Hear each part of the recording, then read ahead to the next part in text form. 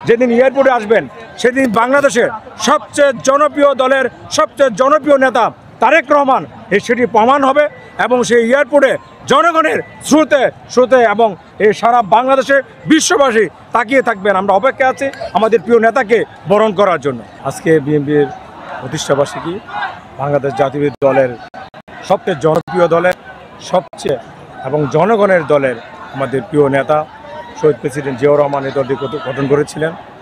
এখন আমাদের প্রাণপ্রিয় নেতা জনাব বিএনপির ভারপ্রাপ্ত চেয়ারম্যান তারেক রহমান সাহেব আজকে নেতৃত্ব দিচ্ছে বিএনপি চেয়ারপারসন দেশনেত্রী খালেদা জিয়ার নেতৃত্বে এবং সারা বাংলাদেশে 68,000 গ্রামে এই সবচেয়ে জনপ্রিয় দল বাংলাদেশ জাতীয় দল বিএনপি। আমাদের এই শহীদ জিয়ার মাজারে আজকে সকল নেতাকর্মী সর্বস্তরের নেতাকর্মী শ্রদ্ধা জানানোর জন্য এখানে উপস্থিত হয়েছেন। আমাদের দলের স্থায়ী কমিটির সদস্য এবং বিএনপির মহাসচিব সহ সকল শ্রেণী মহানগর কেন্দ্রীয় নেতৃবৃন্দ দলের কর্মীরা উপস্থিত হয়েছে। আপনারা জানেন বিগত 17টি বছর বিভিন্নভাবে এই জিয়ার মাজারও বিভিন্ন ষড়যন্ত্র করা হয়েছিল এবং এই মাজারে ঢুকতে দেওয়া হয়নি এবং বিভিন্নভাবে চক্রান্ত করেছিল। বিভিন্ন গেটে পুলিশকে দাঁড় করে এবং হয়রানিমূলক আজকে নেতাকর্মীরা হতো। আপনারা জানেন এই সারা বাংলাদেশে যখন আপনার দলে দেশের জনগণের পক্ষে কথা বলার কোনো সাহস ছিল না, একমাত্র জনগণের পক্ষে, জনগণের ভোটের পক্ষে এবং সাংবাদিকদের স্বাধীনতার পক্ষে সর্বক্ষেত্রে এই দলটি 17 বছর আন্দোলন সংগ্রাম করে গেছেন এবং মানুষের অধিকারের জন্য, দেশের অধিকারের জন্য, দেশের এবং সেই দলের চেয়ারপারসন মিথ্যা হয়তুক মামলা জেল এবং খেটেছেন। আপনারা জানেন বিএনপি চেয়ারপারসন খালেদা জিয়া হয়তুকভাবে ওনাকে কারাবরণ করতে হয়েছে এবং আজকে এই দলটি সর্বদলে আজকে যে জন্মদিনে আমাদের সকলের একটি পাওয়া, আমরা কি নির্বাচিত সরকার চাই, আমরা জনগণের সরকার চাই।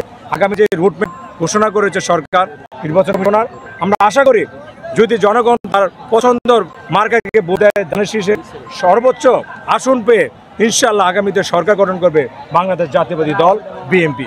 আমি দেশবাসীর কাছে আমি বলতে চাই, যেমনি করে জিয়াউর রহমান এই অর্থনীতিতে অবদান রেখেছিল এবং খাল করে সমস্ত বাংলাদেশে খাল খনন করে আজকে মানুষের হৃদয়স্থান করেছেন।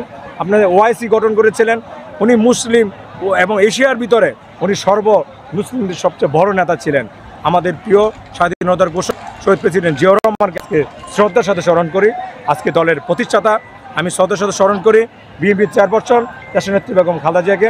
আমি শ্রদ্ধার সাথে স্মরণ করি বিএনপির ভারপ্রাপ্ত চেয়ারম্যান সবচেয়ে জনপ্রিয় নেতা জনাব তারেক রহমানকে এবং আমরা আশা করি আগামীতে তারেক রহমান আসবেন, যেদিন এয়ারপোর্টে আসবেন সেদিন বাংলাদেশের সবচেয়ে জনপ্রিয় দলের সবচেয়ে জনপ্রিয় নেতা তারেক রহমান সেটি প্রমাণ হবে এবং সেই এয়ারপোর্টে জনগণের স্রোতে এবং এই সারা বাংলাদেশের বিশ্ববাসী তাকিয়ে থাকবেন। আমরা অপেক্ষা আছি আমাদের প্রিয় নেতাকে বরণ করার জন্য।